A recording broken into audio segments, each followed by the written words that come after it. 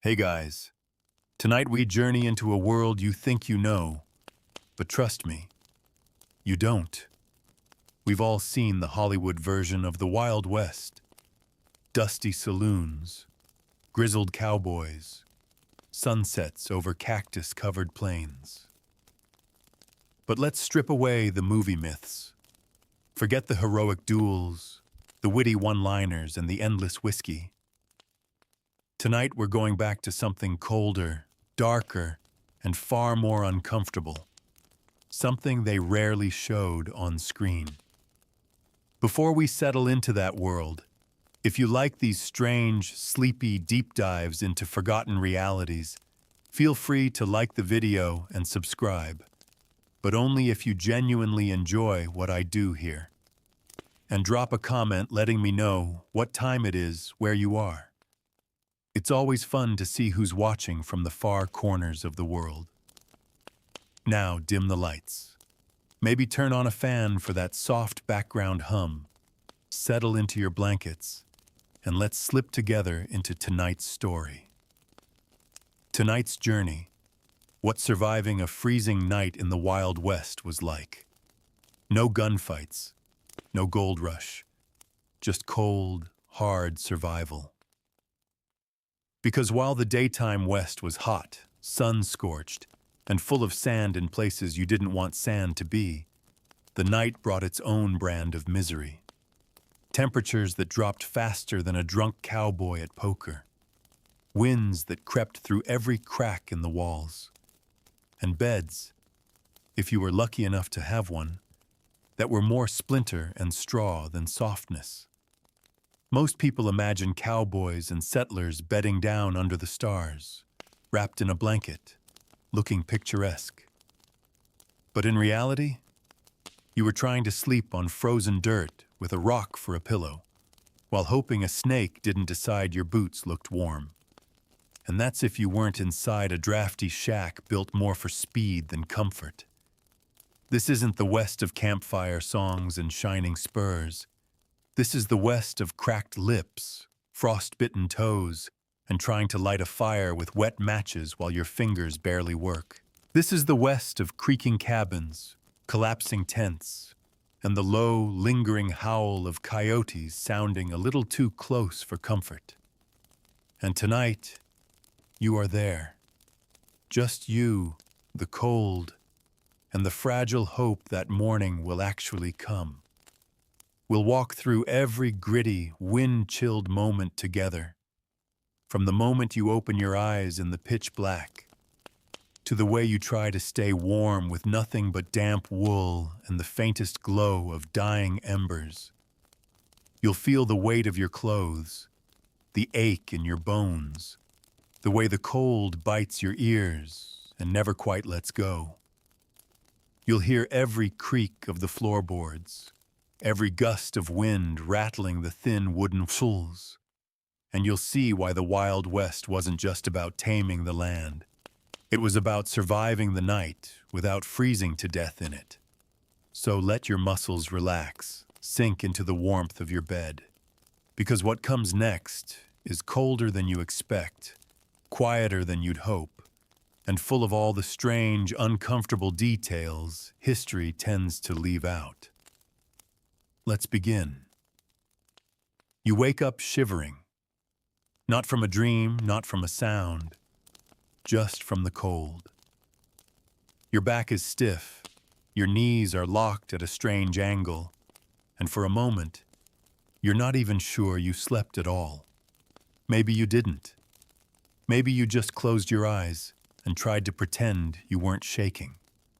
Above you, there's no ceiling. Just dark canvas sagging slightly from frost and dew. You're in a tent, if you can call it that.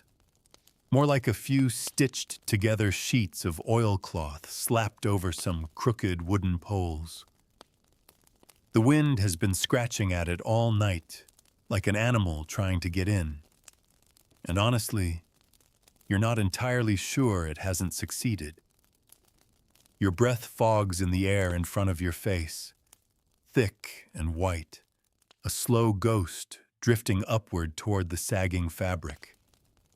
Everything smells like damp wool, cold leather, and human exhaustion.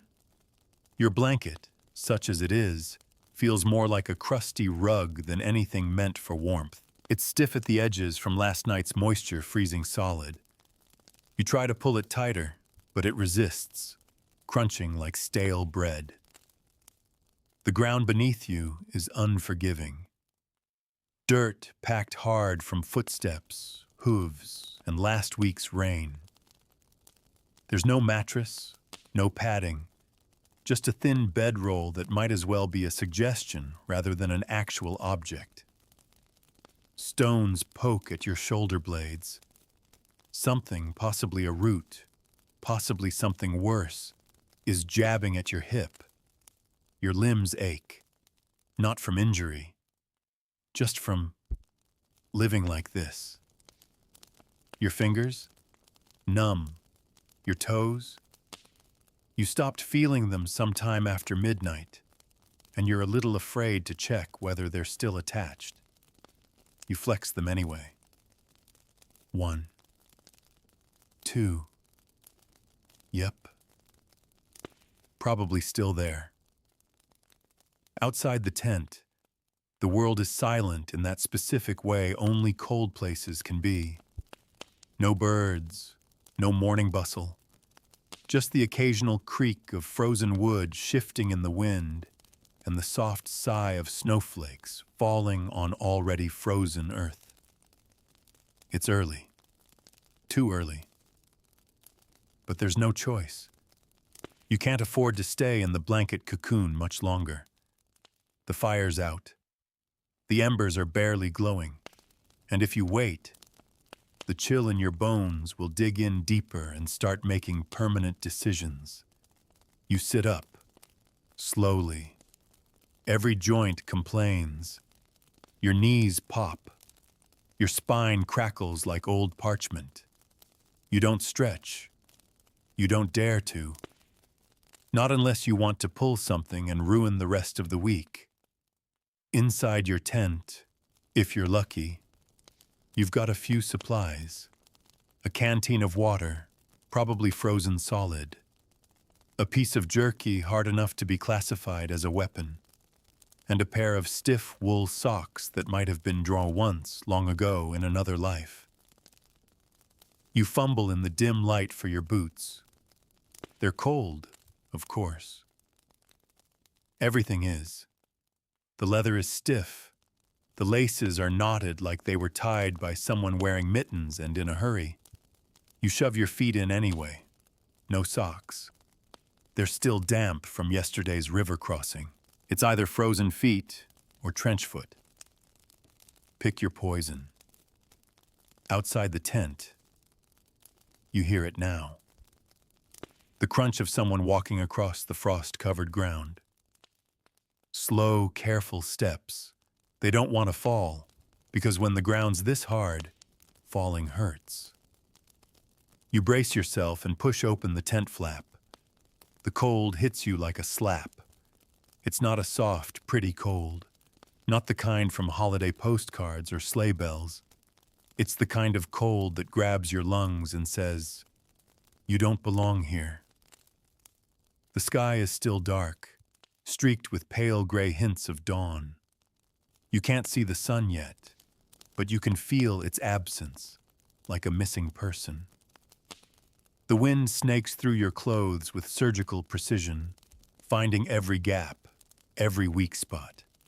It cuts through your coat like you're not even wearing one. Around the camp, others are stirring. A man is crouched over what used to be a fire, trying to coax life out of it with last night's ashes and some dry pine needles. His hands are bare. His beard is rimmed with frost. His eyes are as red as the embers he's glaring at. The horses are huddled together, tails swishing occasionally in protest. Their breath rises in great puffs. One of them stamps, then lets out a mournful snort. They don't like the cold either. No one does. You just learn to tolerate it, or pretend to. You walk stiffly toward the fire, hoping to warm your hands. You trip on something hard in the snow. It's your canteen. You dropped it sometime last night when you stumbled back from the latrine trench, half asleep and full of regret. You pick it up, shake it. Yep, still frozen.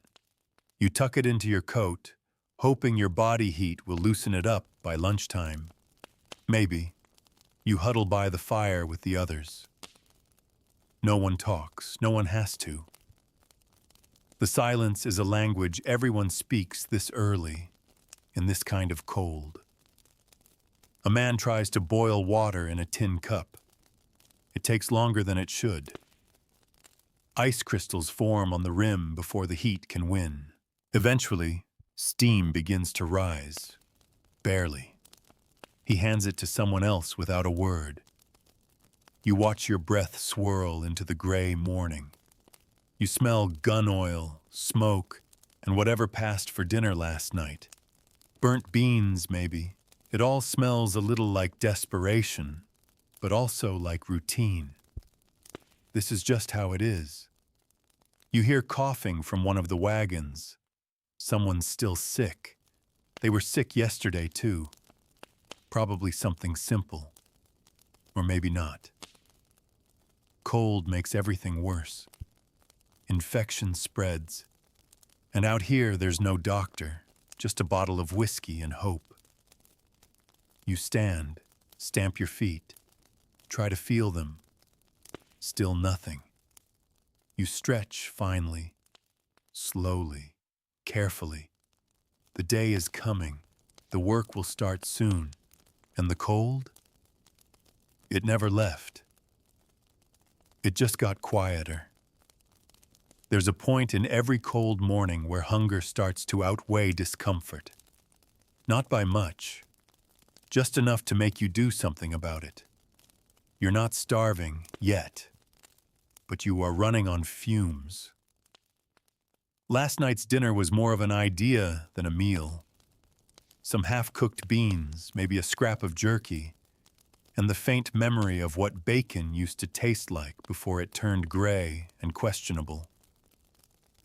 You rummage through your kit, fingers stiff and fumbling.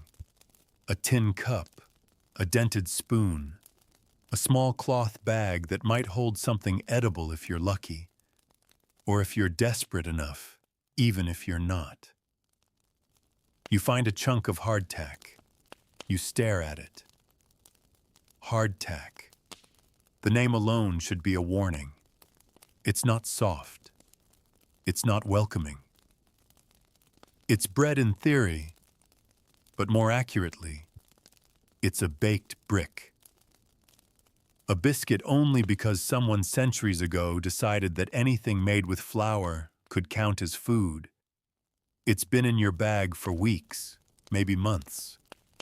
It tastes like drywall and disappointment. You tap it against your knee. It doesn't break. You try again.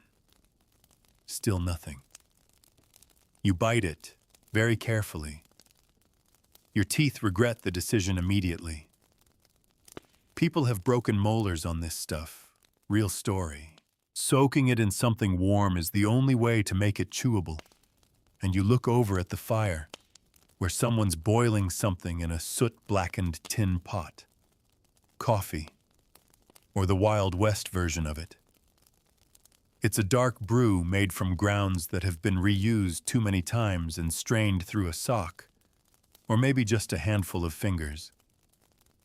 It smells more like burnt bark than anything grown on a plantation. But it's hot. And hot out here is enough. You borrow a bit of it, no one's measuring, and dunk your hardtack into the bitter sludge. Slowly, cautiously. The biscuit soaks, steams, and turns into something vaguely chewable. You gnaw at it like a tired squirrel. It tastes like old coffee and damp flour. But it fills your belly just enough to stop the gnawing inside. Someone offers a strip of jerky. You accept it without question. Sharing is rare. Rarer still when the food is this limited. But out here, sometimes kindness still flickers in the cold. The jerky is tough, salted, probably beef, possibly not. Could be buffalo, could be horse if the winter was hard enough. You try not to think about it. You chew and chew and chew some more. It takes a full minute before it softens into something swallowable. It doesn't taste good. But that's not the point. You're not eating for pleasure. You're eating for survival. And now, it's time for the part of the morning no one looks forward to, but everyone must face: hygiene. You laugh softly to yourself. Hygiene. That's a strong word for what actually happens out here. There's no bathroom, no sink, no mirror, no hot water unless you beg it from the fire. There's certainly no soap, and if someone does have soap, it's the kind that smells like wet ash and goat fat. You take out your canteen. The ice has loosened slightly. There's a trickle of water now. You pour a bit onto your fingers, and it's like liquid knives. You gasp. The cold stabs into your knuckles, but you grit your teeth and splash it on your face anyway. It doesn't clean. It just reminds you you're alive. Barely. Your skin tightens, then stings. You wipe at your eyes with a sleeve that's somehow both damp and crusty. You try to rub the sleep from your face, but all it does is smear the dirt in new directions. No toothbrush, of course. But someone nearby is chewing on a twig. It's a makeshift method. Chew until the end frays, then rub it against your teeth like a tiny, bitter broom. You try it, wincing as bark scratches your gums. Mouthwash? Try swishing cold coffee, or warm whiskey if you got it. Not for flavor, just for killing whatever bacteria has decided to make a home between your molars. Your teeth hurt. Your gums sting. But that's normal. Everyone's mouth is a battlefield. You check your fingernails. Dirt. Always dirt. You try scraping it out with your knife, but your hands are too stiff. You'll do it later. Probably won't. But it feels good to pretend. Your clothes are the same ones you slept in, the same ones you worked in, the same ones you've been wearing for weeks without washing.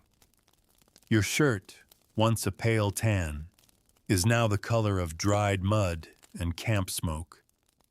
Your pants feel like they've grown a second skin made entirely of dust and regret.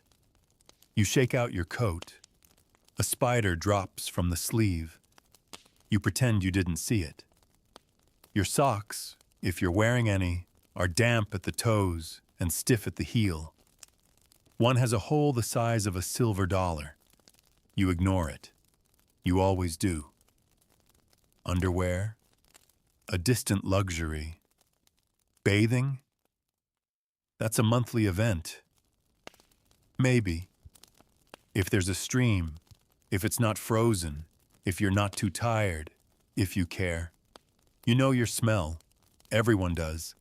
It's sweat, old smoke, animal, leather, and the slow, creeping sourness of someone who hasn't taken their boots off in 3 days because their toes might not survive it. No one comments on it, because everyone smells like a slow-roasting barn fire in a wool sack. Someone nearby has a bar of lye soap. It's gritty and harsh, but they guard it like gold. You don't ask to borrow it. You just admire the idea that soap exists at all.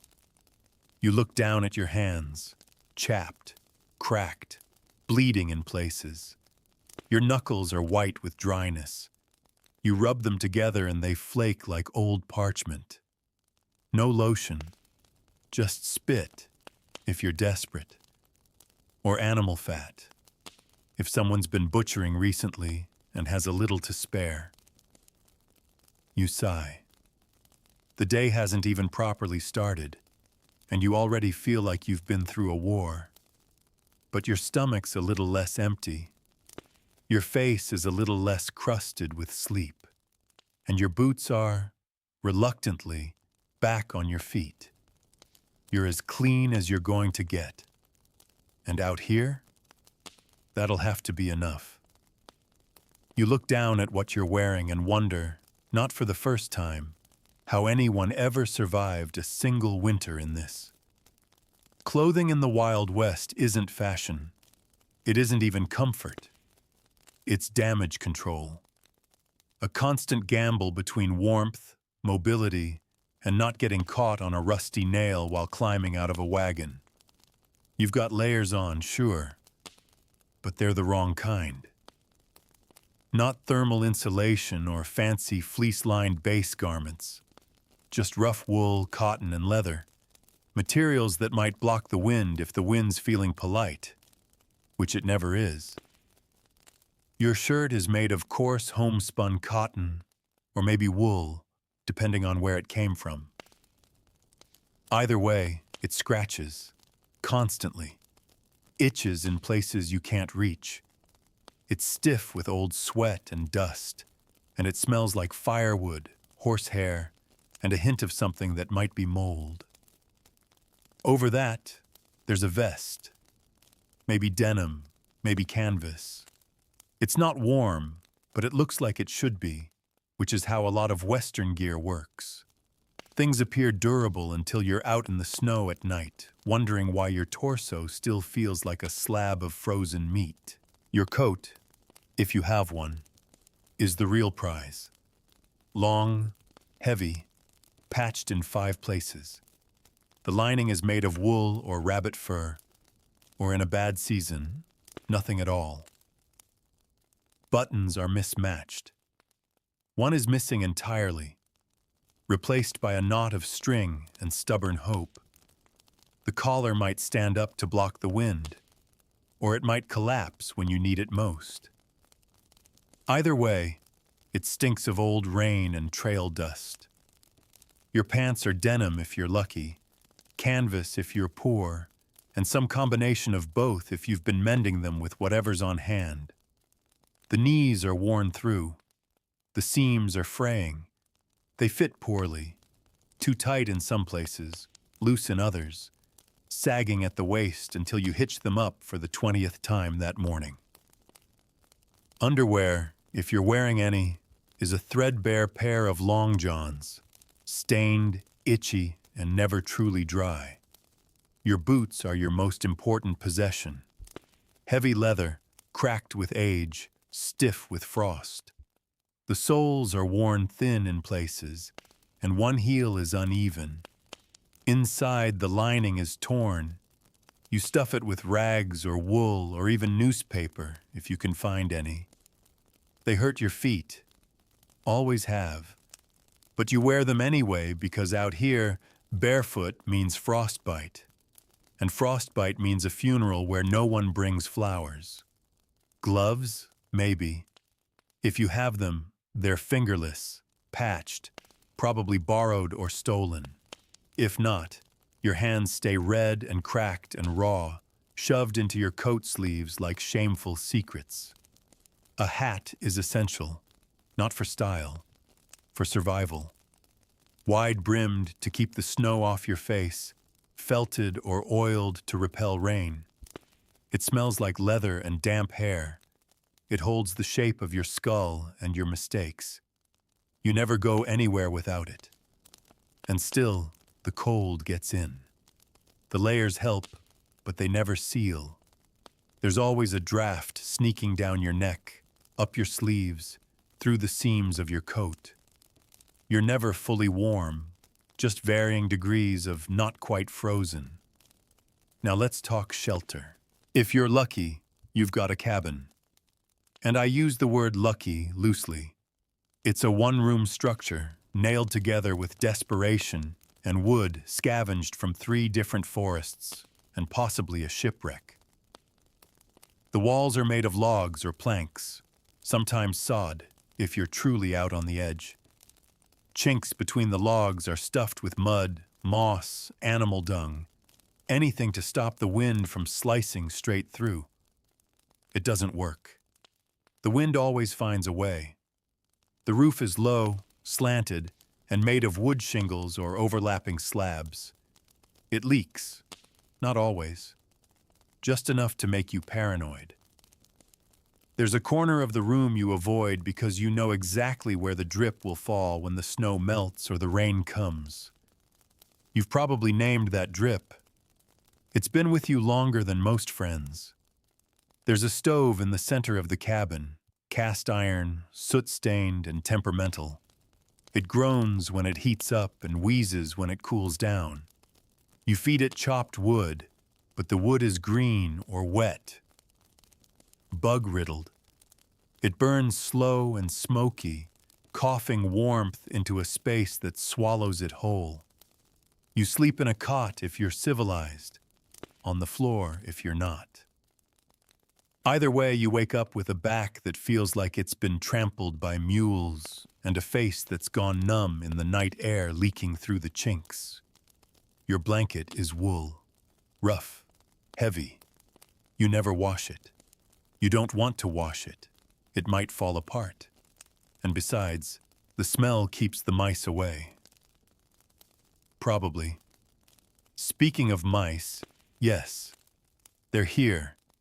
You hear them at night, skittering in the walls, chewing on something that may or may not be edible. You set traps. They learn. You seal holes. They find new ones. You make peace. It's their house too now. There's no insulation. The floor is dirt or maybe warped wooden planks. Either way, it groans when you walk. In winter, it freezes from the bottom up. You can feel it in your knees when you kneel to light the fire. You can feel it in your bones when you lie down to sleep. Windows? If you have them, they're tiny, covered in oiled cloth or thin glass if you've come into money. They don't open. They don't close well either. They rattle in the wind like teeth. There's one door, warped, crooked. It doesn't latch properly. You wedge it shut with a rock or a broken chair leg. On windy nights, it howls like something alive, like something just outside, waiting for you to sleep. If you're not in a cabin, you're in a tent. If you're not in a tent, you're under a wagon. If you're not under a wagon, you're curled up in your coat beside a dying fire, staring at the stars and pretending the frost on your eyebrows is romantic. The West doesn't care where you sleep. It just wants to see if you'll wake up. And when you do, you thank whatever stubborn streak got you this far. Shake the snow off your shoulders and pull your coat tighter. Because the cold's not done with you yet. And neither is the day. Out here, no one asks what you do for a living. Because the answer is always the same. You survive. The Wild West doesn't care about your dreams, your degree, or what your father hoped you'd become. It cares if you can swing an axe, fix a broken wheel, dig a hole, and stay alive long enough to do it all again tomorrow. So when the sun finally starts to peek over the horizon, painting the frost with that false gold that makes everything look warmer than it is, you get to work. There's no real schedule, just a never-ending list of things that need doing before something breaks, burns, or bites you. If you're part of a wagon train, it starts with the animals. Always the animals. The horses, oxen, or mules that pulled you halfway across the continent are stiff, cold, hungry, and possibly angry. You check their hooves, cracked from the ice, swollen from the endless march. You rub them down, talk to them soft, like an apology. Then you feed them whatever you've got. Oats if you're rich, hay if you're lucky, and leaves or bark if you're desperate. If they collapse, you don't get where you're going. And sometimes, if things are really bad, you don't get to stay where you are. Then it's firewood. You never have enough. Not in winter. You pick up your axe. It's dull. Everything's dull. But there's no time to sharpen it right now. You haul it over your shoulder and walk into the forest, or the scrubland, or wherever the nearest dead thing is that can be split and burned. The trees are stingy. The branches brittle. You find what you can. Chop it into rough logs with shoulders already aching. Stack it high, tie it off, and haul it back to camp. Your fingers are raw. Splinters pierce your gloves, if you've got gloves. The cold has a way of getting in through the cracks, so you just keep moving. Don't give it time to settle. Now it's time to repair the things that broke overnight. A snapped harness, a cracked wheel, a tent pole leaning like a drunk. The rope you thought was strong turns out to be frozen stiff, and when it thaws, it snaps like a whip. There are no spare parts. You fix what breaks with whatever you've got. Nails pulled from crates, wire twisted from tin cans, canvas patched with shirts that were supposed to last you till spring. If you're on a homestead, it's no easier.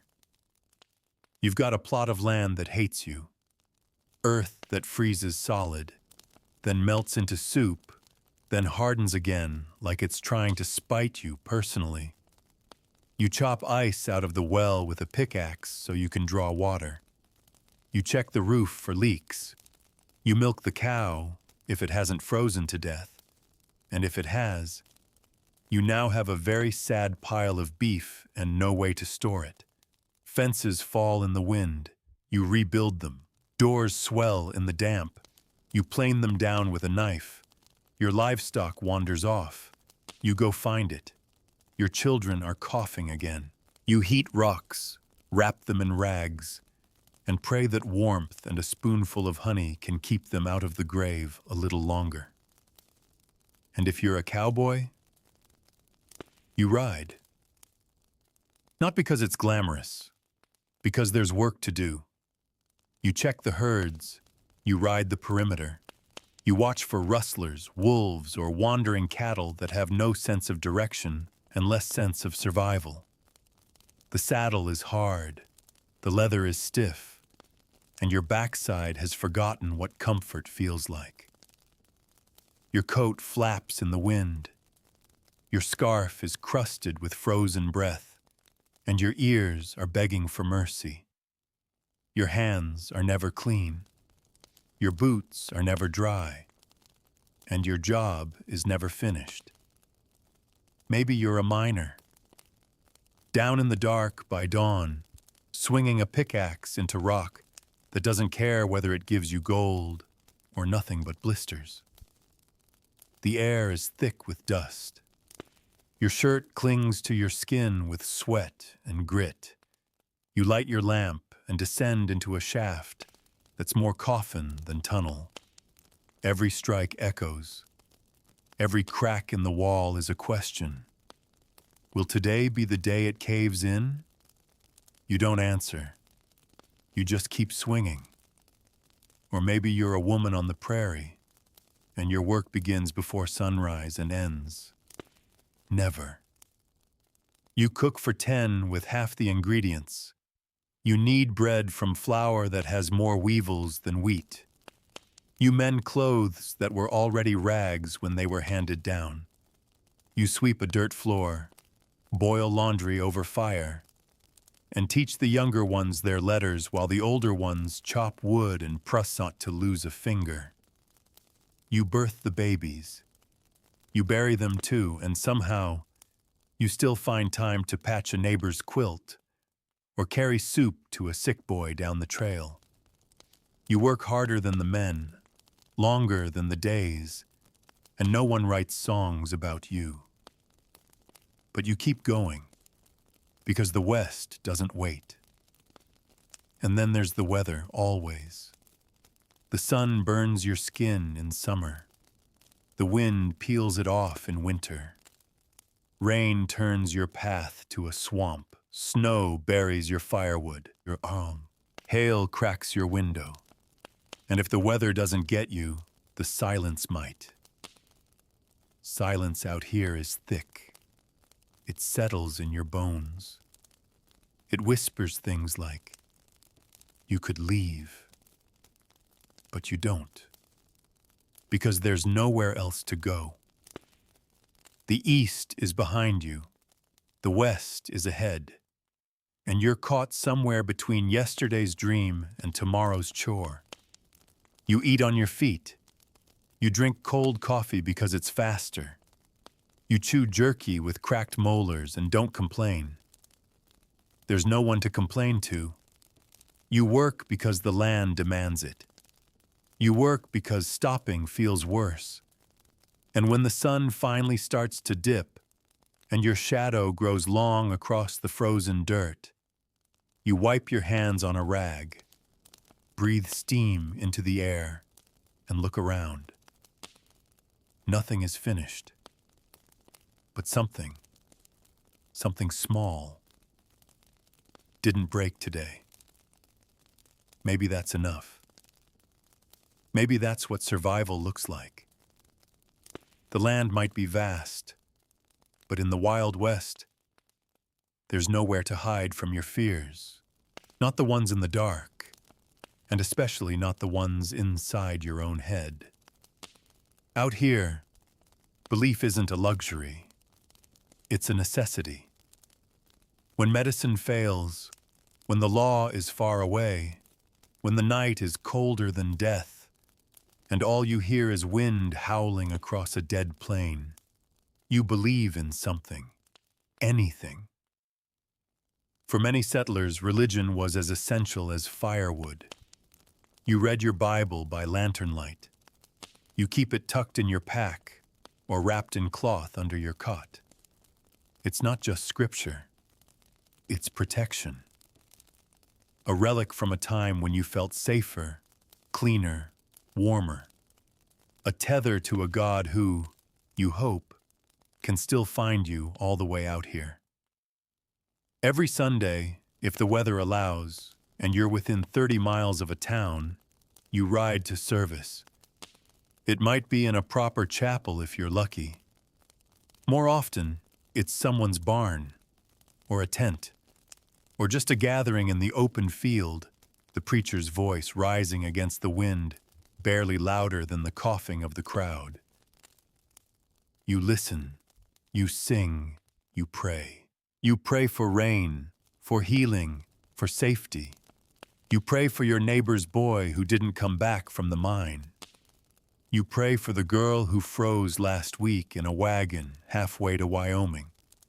You pray for your animals, your crops, your aching back, your sanity. But belief out here is bigger than the Bible. It's older, stranger. Superstition clings to the West like frost on window glass. It's everywhere, whispered, half-believed, and taken deadly seriously when things go wrong. You never whistle at night. That's an old one. Maybe it started with the native tribes, maybe with the Irish immigrants. No one remembers. But everyone knows. Whistling after sundown is said to call spirits, bad ones, wandering ones, the kind that don't knock before they come in. You hang a horseshoe above your cabin door, open end up, to keep the luck from spilling out. Nail it with iron if you've got it. Iron keeps the witches away, they say, even if no one's seen a witch in these parts. At least not one they dared to name out loud. You don't kill a spider before breakfast. Not because you like spiders, but because the old-timers say it's bad luck, especially the ones you find in your boots. If one crawls out when you're pulling your sock on, that's not an omen, it's a warning. Mirrors are rare out here and fragile. You never break one if you can help it.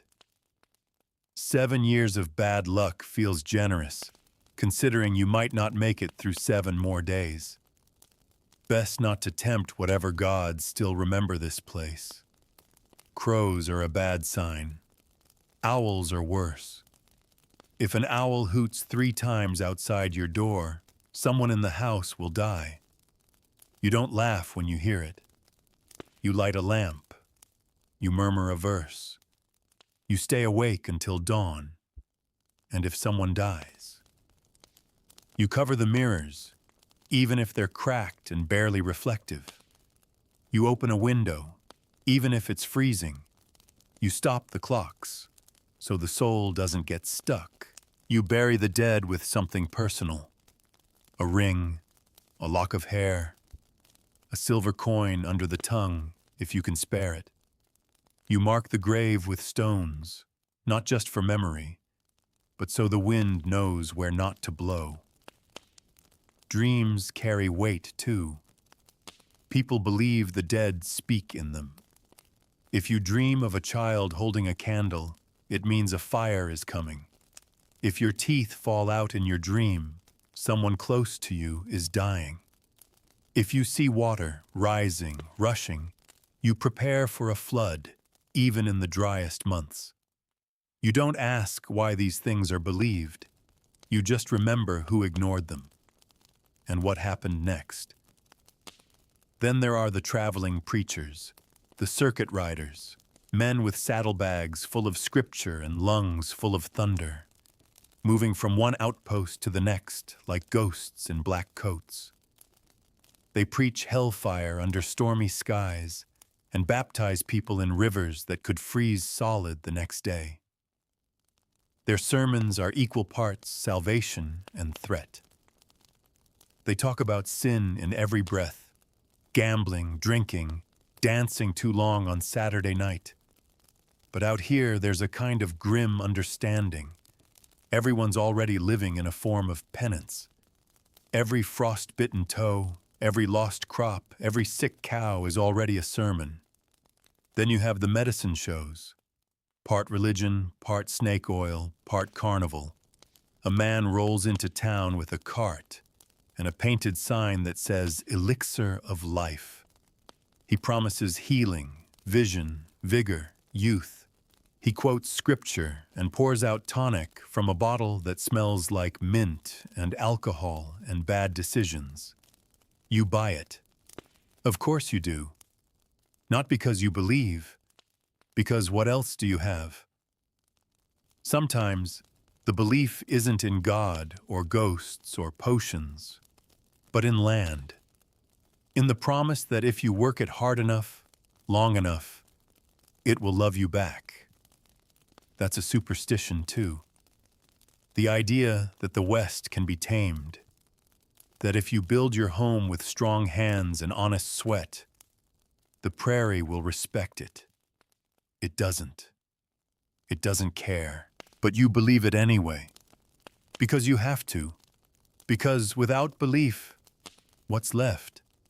A silent sky, a frozen field, a wooden cross at the edge of a lonely cemetery. No. You light your lantern. You kneel by your cot. You fold your hands. And you whisper something into the dark. Not because you're sure anyone's listening, but because it feels worse not to. It's nearing evening now. The sun is sinking, staining the horizon with dull gold and pale blue, and your stomach is beginning to mutter again. Out here, you don't eat when you're hungry. You eat when there's something to eat. And on a good day, that might be hot, might be fresh, but don't count on either. Dinner, if you're in a camp, starts with a fire. And that's assuming you've still got wood, still got matches, still have enough dry kindling to coax the flames to life before the wind gets any bright ideas. If you're lucky enough to be on a ranch or settled near a town, maybe there's a stove. A battered iron beast that creaks when you open it and wheezes smoke if you feed it too fast. You heat a pot of beans until they bubble, brown and thick, and clinging to the spoon like paste. You add salt if you have it, bacon grease if you're lucky, leftover bits of salt pork if you're really lucky. Beans, always beans. You get so used to them, you start dreaming about beans. You begin to understand them on a spiritual level. They become your enemy and your only friend. You chew them with resignation, not enjoyment. Sometimes there's cornbread, dense, dry, barely sweet. It was baked 3 days ago. It tastes like regret and sawdust. You dunk it in the beans, chew slowly, and imagine what a fresh apple might taste like. Just for fun. Just to hurt yourself. If you're in town, maybe there's a small restaurant, usually called a boarding house or a cookhouse, where a tired woman behind a counter slaps down a plate of boiled potatoes, cabbage, and something that used to be meat. You don't ask what kind. You just eat it, fast, before it cools into an unchewable brick of mystery protein. Meat is rare in winter. Chickens don't lay. Game goes scarce. You trap what you can. Rabbits if you're lucky, squirrels if you're desperate, and once a possum that made you question your entire belief system. You ate it anyway.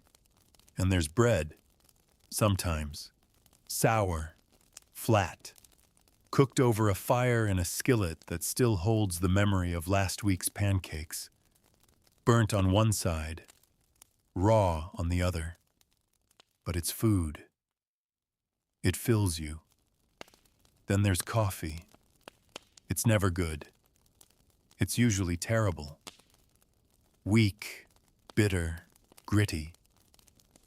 Grounds float in the cup like a muddy snowfall. But it's hot. And hot is sacred. You sip it like it's the nectar of civilization, ignoring the layer of soot on the rim of the tin mug and the fact that someone probably boiled their socks in the pot yesterday. Water? That's a gamble. Sometimes it's clean. Sometimes it tastes like the inside of a rusted bucket. Sometimes it's filled with little wiggly things you try very hard not to think about while drinking. You boil it if you can. If not, you drink it anyway and hope for the best. For a treat? Molasses, if someone traded for it. Maybe hard candy if you're near a general store and have a penny to spare. Or whiskey. More often, whiskey. It's sharp, warm, and terrible. Burns all the way down. Makes your teeth hum. But it cuts the cold, numbs the aches, and, for a short while, makes you forget the taste of everything else. After dinner, the fire becomes more than just heat. It becomes entertainment. Someone pulls out a harmonica.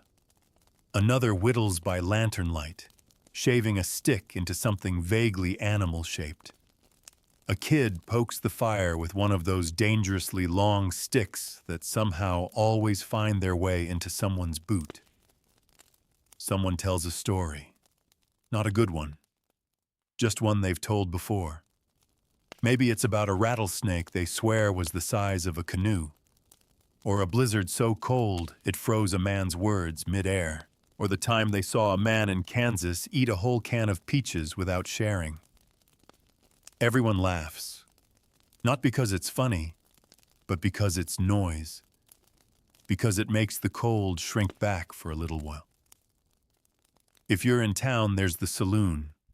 It smells like tobacco, sweat, old beer, and men who haven't bathed in a while and never will again.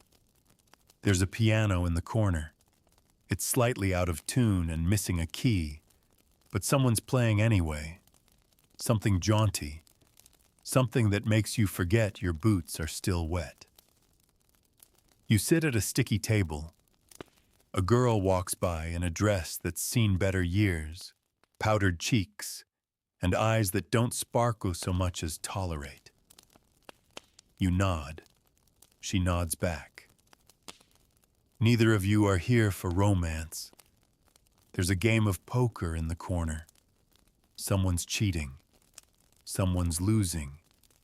Someone's about to get thrown through the bat-wing doors. A glass of beer costs a nickel and tastes like someone washed a broom in it. But it's cold or warm. Either way, you drink it. The floorboards creak. Spit buckets fill. The air is thick with pipe smoke and tall tales. Entertainment such as it is. In the warmer months, there might be a dance, someone clearing out a barn, fiddlers scraping away, boots stomping in rhythm to forget how hard the floor is. Men clean up as best they can. Women wear the only dress that doesn't smell like turnips. Kids run around the edges until they fall asleep in someone's lap. There's laughter, sometimes music. A stolen kiss behind the haystack. A proposal whispered near the cider keg. A fight by the woodpile. And for one night, everything feels a little less bleak. Even the stars seem warmer. But nights like that are rare. Most evenings, you eat in silence. You sip your coffee, chew your beans, and stare into the fire as if it might tell you something, if you just listen long enough. Because out here, the best entertainment is survival. And the best stories are the ones where everyone lived to tell them. It always starts the same. A cough, a shiver, a bit of blood on a handkerchief. Someone tries very hard not to look at. And just like that, the air in the cabin thickens. Not from the fire, but from fear. Out here, you don't get sick. You get warned. Because when illness comes knocking in the West, it rarely leaves empty-handed. There are no hospitals, no ER, no nurse with a clipboard asking how you'd rate your pain. There's just a wooden cot, a cold room, and someone sitting beside you with a spoonful of something that probably won't help. Maybe it's just a cold. But maybe it's diphtheria, or typhoid, or cholera, if someone drank from the wrong stream again. And if it's winter, then any illness, no matter how small, is already halfway to becoming a death sentence. You don't sweat it out in bed with a soft pillow and a box of tissues. You shiver beneath a scratchy wool blanket in a room that never quite warms up, praying the fire doesn't die before you do. Your lungs rattle. Your breath comes shallow. And everyone around you pretends not to be scared, because they can't afford to be. They have work to do. There's always work to do. So they keep feeding the fire, ladling out broth, muttering prayers, and boiling rags to lay on your forehead, hoping this isn't the winter they have to build another coffin. And the medicine? Well, that's an adventure in itself. There's no pharmacy. There's the doctor, if he hasn't ridden off to another town 3 days ago. And if he is nearby, he arrives with a black leather bag full of exactly 4 tools and a bottle of whiskey, half of which is for you, and the other half is definitely for him. His methods? They're a little medieval. He'll bleed you if he thinks you're too hot. He'll purge you if he thinks you're too cold. He'll give you laudanum for pain, a bitter syrup laced with opium that makes the room spin and your words slow. You won't feel better, but you will stop caring. There are poultices, made from herbs someone swears by. Mustard plasters that sting worse than the illness. Turpentine for worms. Mercury for everything else. Whiskey for courage. And prayer for when none of it works. And most of the time it doesn't. The old remedies do more harm than good. The cures are often guesses, based on hearsay and desperation. You try them anyway, because doing nothing feels like giving up. Sometimes you send for the town midwife or healer. She's not certified, but she knows how to bring a fever down, knows which herbs to boil and which ones to avoid. She carries her own bag. Hers smells like dried mint and liniment. She talks to you like you're already halfway gone, but with a kindness that makes it feel okay. She checks your pulse, listens to your lungs, and tells your family it could go either way, because that's the truth. It always could go either way. You've seen people die from a toothache that swelled too far into the jaw. You've watched someone drown in their own lungs from pneumonia, too weak to even lift the cup of tea to their mouth. You've helped dig shallow graves for children who woke up coughing and were gone before nightfall. There's no privacy in death out here. Cabins are small. Tents are smaller. Everyone hears the moaning. Everyone smells the sweat. And everyone waits for the moment when the breathing stops. Or doesn't. If you're sick, someone reads scripture at your bedside. Not always because they're religious, but because it's what people do. A psalm softly whispered in the darkness to fill the silence between rattling coughs. And when you die, because sometimes you do, things move fast. There's no embalming, no formal ceremony, no line of mourners in black coats. Just a pine box hastily nailed together, a few words mumbled through cracked lips, and the sound of dirt hitting the lid like a slow drumbeat. Then, back to work. Because the chores didn't stop. The firewood still needs chopping. The cattle still need feeding. The cold doesn't care who you've lost. Even if you live, especially if you live, you carry the marks of illness with you. Scars, a limp, fingers twisted from frostbite, a cough that never quite goes away. You wake up sweating, weeks after the fever's gone, convinced you've gone under again. You listen for your own breathing like it's someone else's. You drink from a cup and wonder if the water is safe this time. And then there's childbirth. That's a whole other nightmare. Women give birth in barns, on dirt floors, with no anesthesia, no sterile gloves, no backup plan. Just a midwife, a boiling pot of water, and enough rags to soak up a story no one wants to tell. And even if the baby lives, there's still no guarantee. A scratch becomes infection. A cough becomes crisis. A fever becomes a funeral. Infant graves outnumber grown ones. Death out here is not dramatic. It's not a slow, noble fade beneath a quilt, surrounded by loved ones. It's quick, quiet, unremarkable. It comes in the night and leaves no time for speeches. You know this. Everyone does. It's why you sleep lightly, why you keep your coat by the bed, why you don't waste food or fire or kind words, because you might not get another chance. So you pour the tea, you share the bread, you smile at the stranger, because today your lungs work, your stomach is full, your name wasn't whispered by an owl, and tonight, you're not the one lying still under a blanket, being measured for a box. Not yet. No one comes out west for luxury. No one stays because it's easy. You come for land, for hope, for escape. But what you get is something else entirely. Dust in your lungs, silence in your bones, and a family life that teeters constantly on the edge of survival. Let's talk about women. Out here, a woman is everything.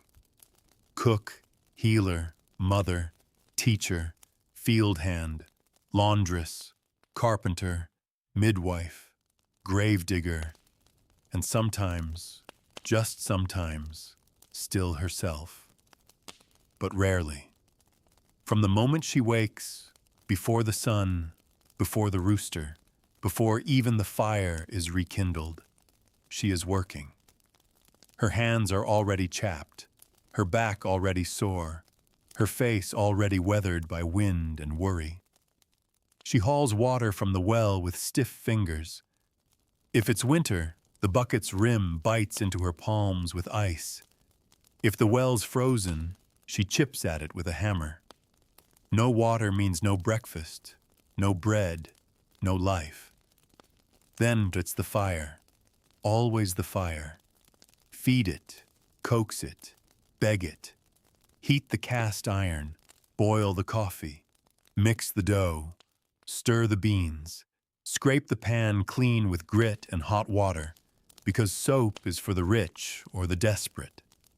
She sews, constantly, patching shirts that should have been buried, mending socks with holes the size of silver dollars, turning old dresses into smaller ones for children who keep growing like weeds no matter how little they're fed.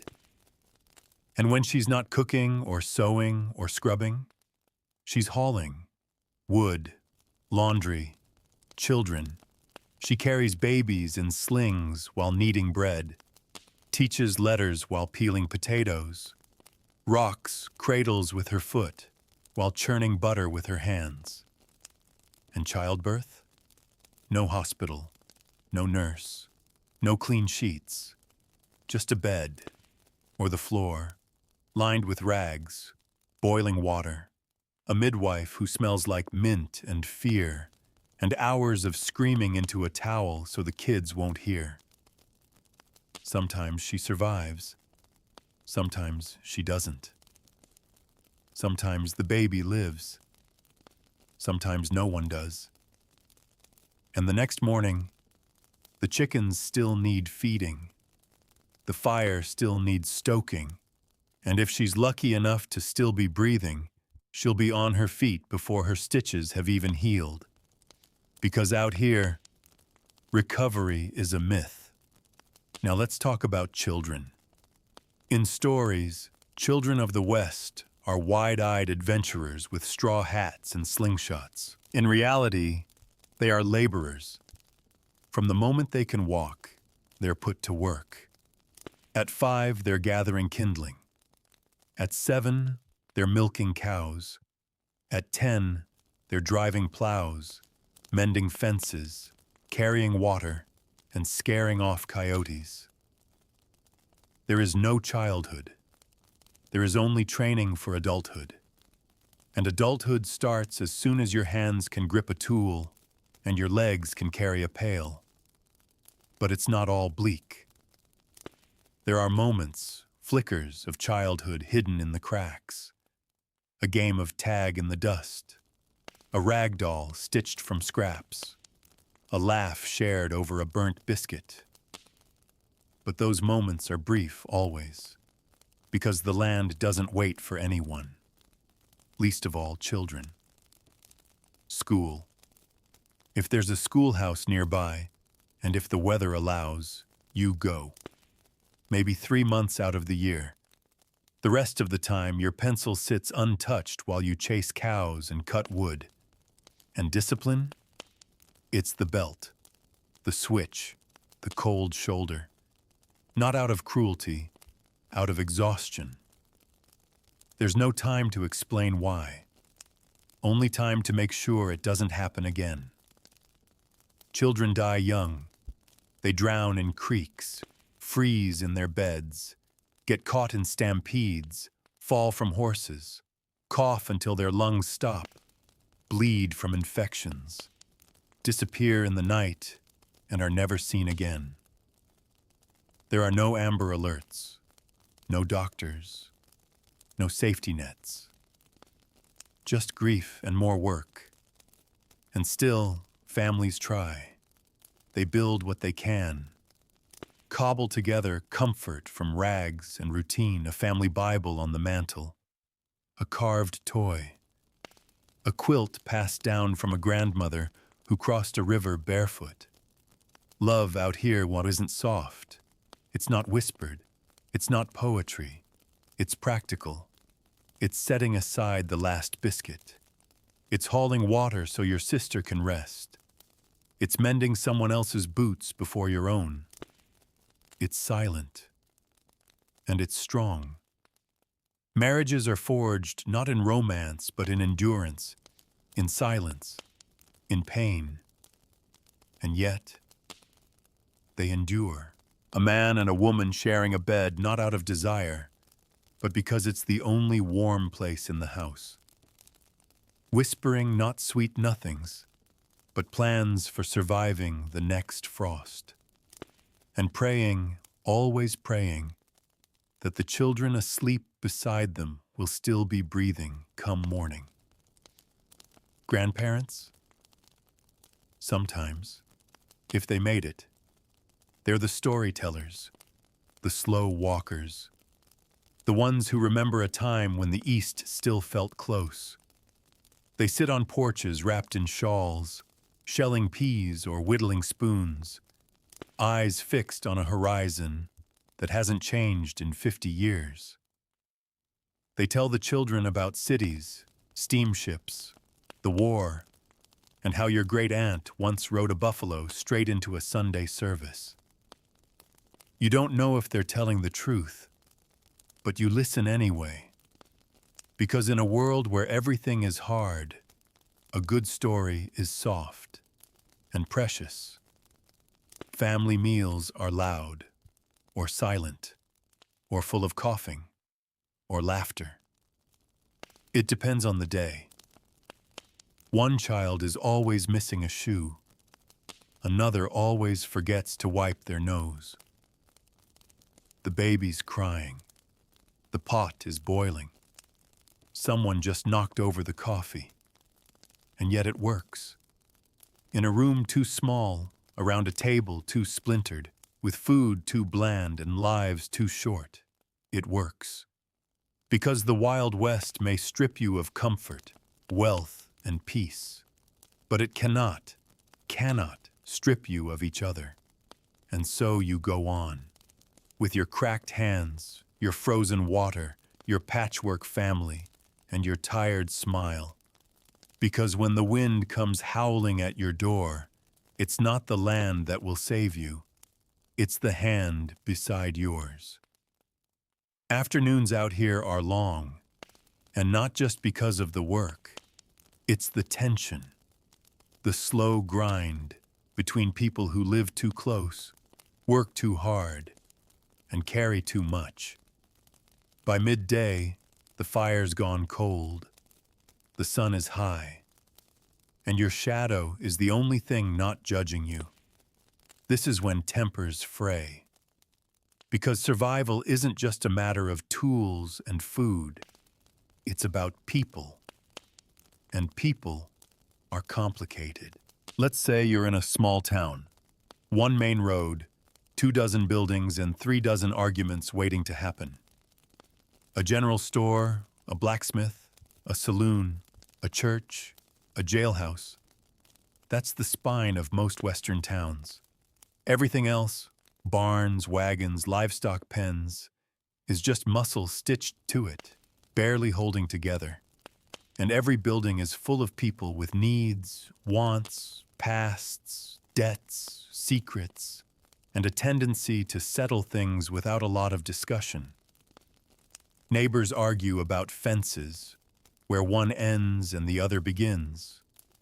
They argue about horses, who borrowed hooves and didn't return it, or returned it lamed. They argue about water, who's upstream and who's been dumping chamber pot slop into the creek again. Arguments start small, but they never stay small. Not when pride is the currency and patience is in short supply. A man bumps into another at the saloon. A glass spills. No apology comes. Next thing you know, chairs are overturned, someone's nose is bleeding, and the bartender is shouting that if anyone breaks one more damn spittoon, they're paying for it this time. Fistfights are common, fast and ugly. They usually end with one man limping home and another pretending his hand isn't broken. But sometimes someone reaches for a pistol, and then everything goes still. No one breathes. Because when a gun is drawn in the West, it means someone just decided they don't care about tomorrow. And once that line's been crossed, no amount of talking can bring it back. Sometimes no shots are fired. Other times, the street is quiet for days after. The law. It exists, kind of. There's usually a sheriff, maybe a deputy, one jail cell, if you're lucky. No courthouse, just a chair, a desk, and a worn-out man trying to keep people from killing each other over bar tabs and broken wagons. He wears a star, not because it makes him powerful, but because it makes him visible.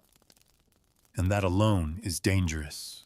He's the one who has to decide whether to break up the fight or let the town settle it the old way.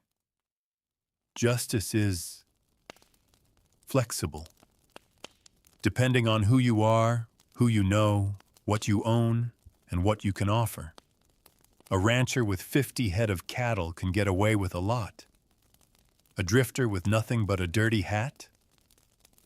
Not so much. And race? It matters. More than people admit. Black homesteaders, Chinese railroad workers, Mexican cowboys, native families pushed to the margins. Everyone's here. Everyone's trying to live, and no one's treated the same. The tension simmers beneath everything.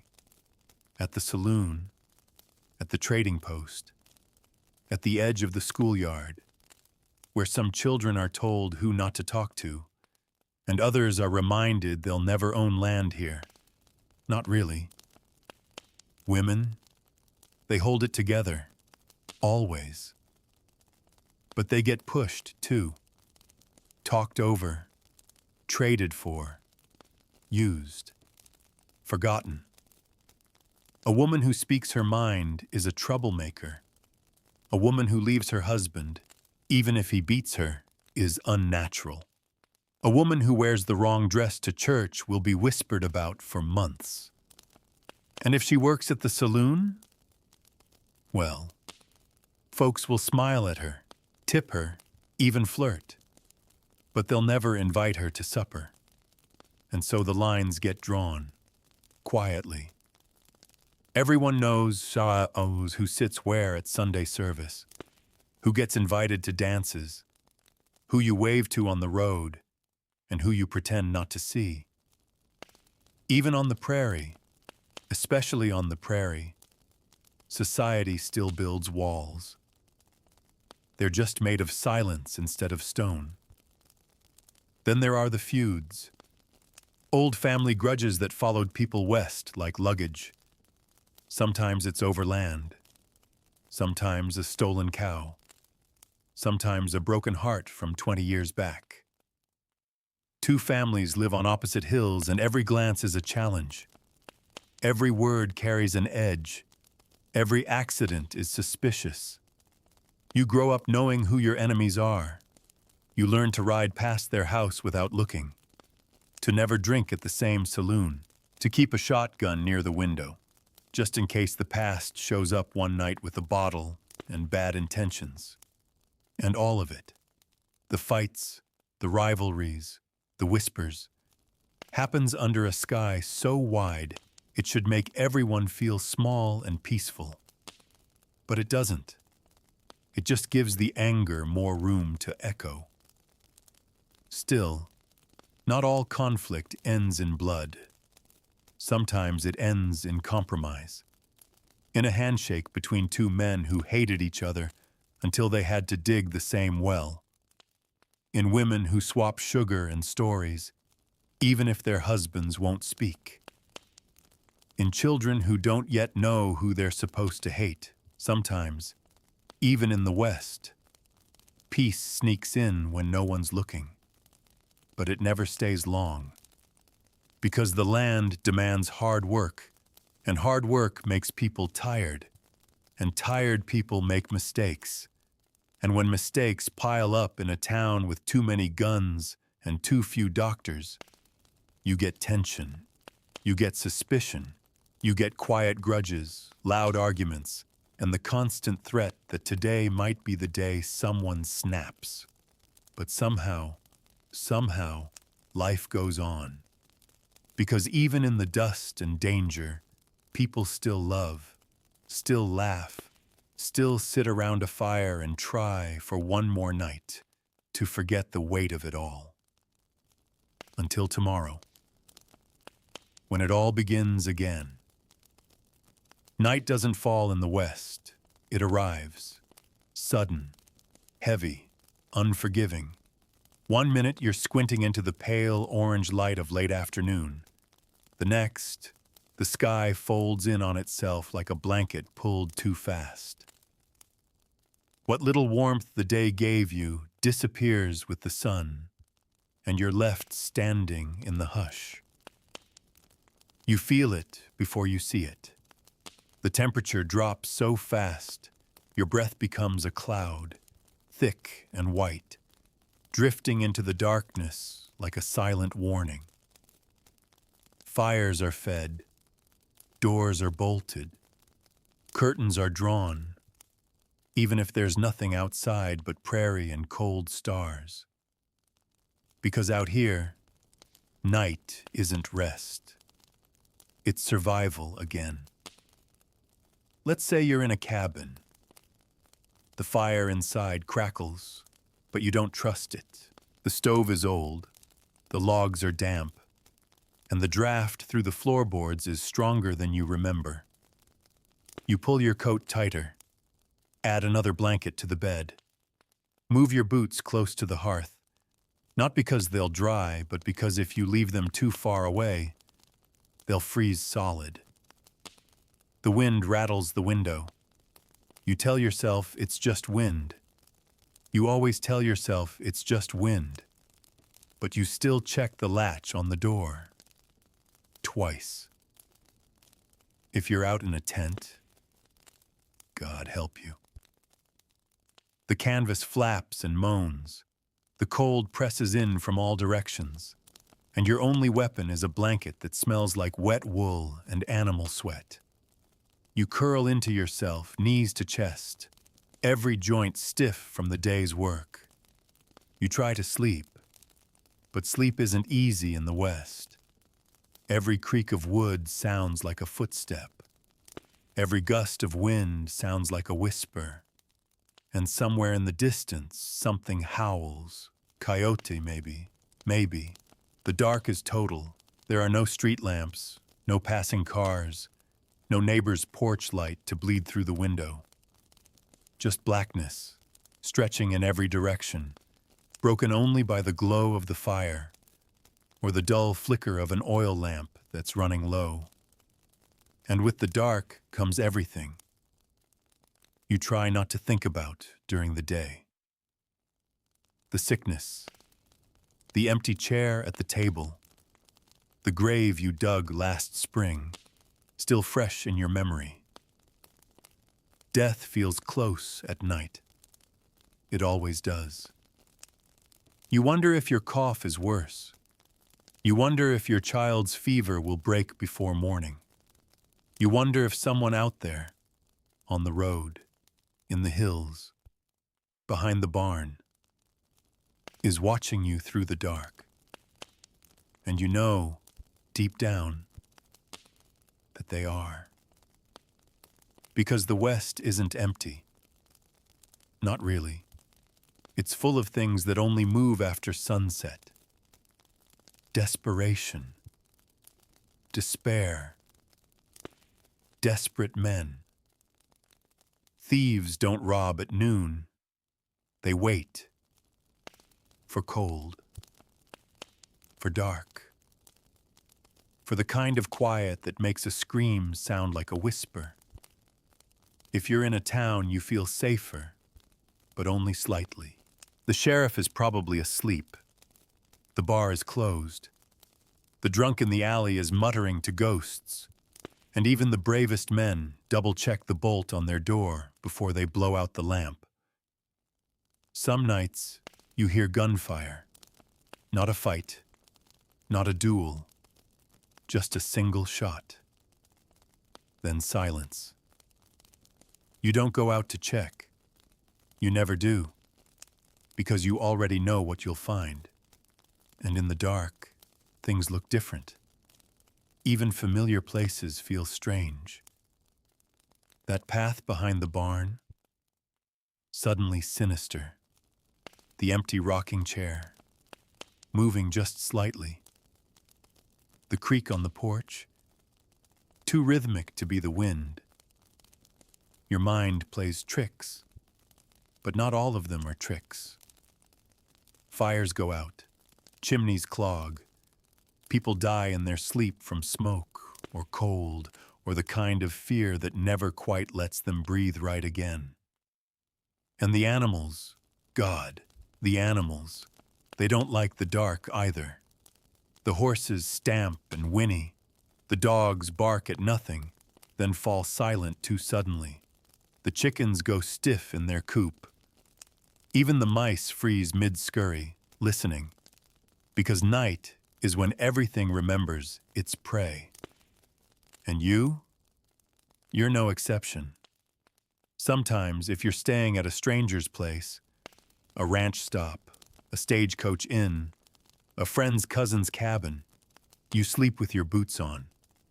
Not because you're rude, but because if something happens, fire, storm, ambush, you'll need to run, fast, even if it's into the snow, even if it's into the dark, even if it's barefoot would be better than staying. And still, sometimes you sleep. Sort of. You drift. Not into dreams, but into flickers. A doze. A dimmed awareness. Your mind won't stop turning. Your back aches from the hard floor. Your ears ache from the silence. And your heart? It beats louder than you'd like. But slowly, eventually, sleep does come. Because it has to. Because your body can't keep going without it. Because the sun will rise again tomorrow. Probably. And you'll have to face the cold, the work, the people, the land, all over again. So you give in. You close your eyes. You pull the blanket tight. And just before the darkness swallows your thoughts completely, you whisper a name. Yours. Someone else's. Doesn't matter. It's not a prayer. Just a reminder that you're still here. For now. You made it through the night. Maybe you didn't sleep much. Maybe your dreams were strange. Maybe you woke up twice to add another log to the fire, and once because you thought you heard someone walking just outside the door. But you're still here, still wrapped in your blanket, still breathing in that cold, dry air that tastes faintly of ash and silence.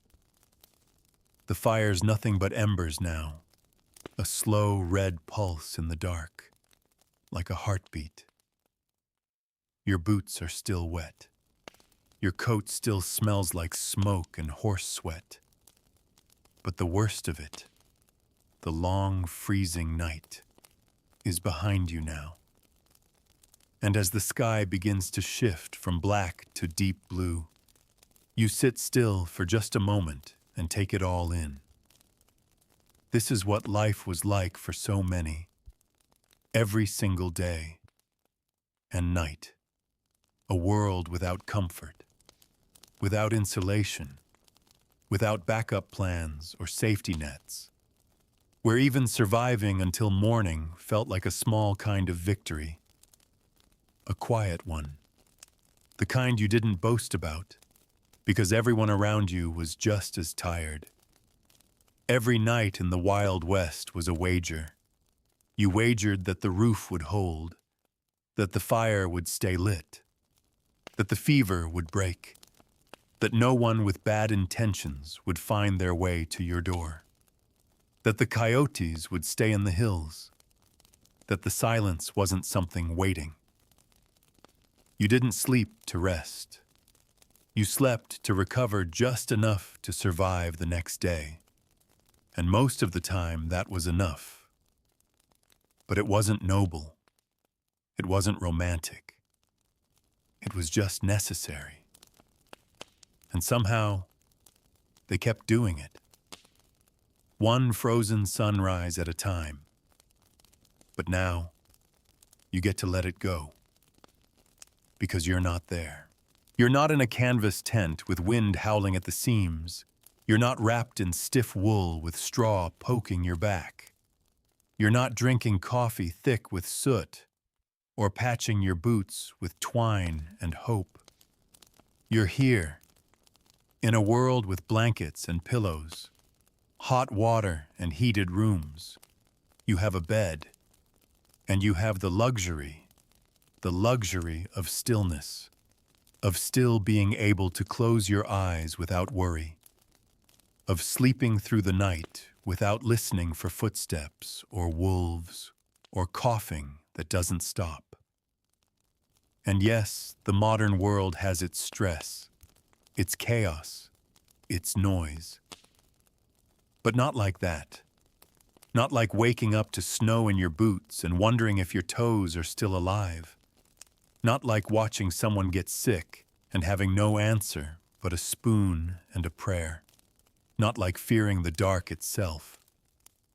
So tonight, let yourself feel a little gratitude. Not the loud kind. Just a small, warm feeling, like a mug held between your hands. You're here, safe, warm, fed, wrapped in sheets that don't itch, and surrounded by silence that doesn't threaten. Let that be enough. Let that settle your breath. Let that soften your thoughts. And as your eyes begin to close and the world around you fades into a quiet blur, remember this: you don't have to wake up in the Wild West. You don't have to fight the cold just to make coffee. You don't have to fear the wind or the dark or the fire going out. You are not a settler, not a rancher, not a drifter on the trail. Not tonight. Tonight, you're just a traveler in thought, drifting gently through the past. And now that journey is done. So exhale. Let the air leave your lungs slow and easy. Let the tension melt from your shoulders. Let your hands go still, your eyelids go heavy, and your breath fall into rhythm. And sleep. Sleep deeply. Sleep safely. Because tonight, there are no wolves, no fevers, no bitter wind crawling under the door. Tonight, the fire is steady. The bed is warm, and morning will come. Peaceful, silent, without pain, without fear. So rest now, and remember, you don't have to wake up in 1881. Sleep well.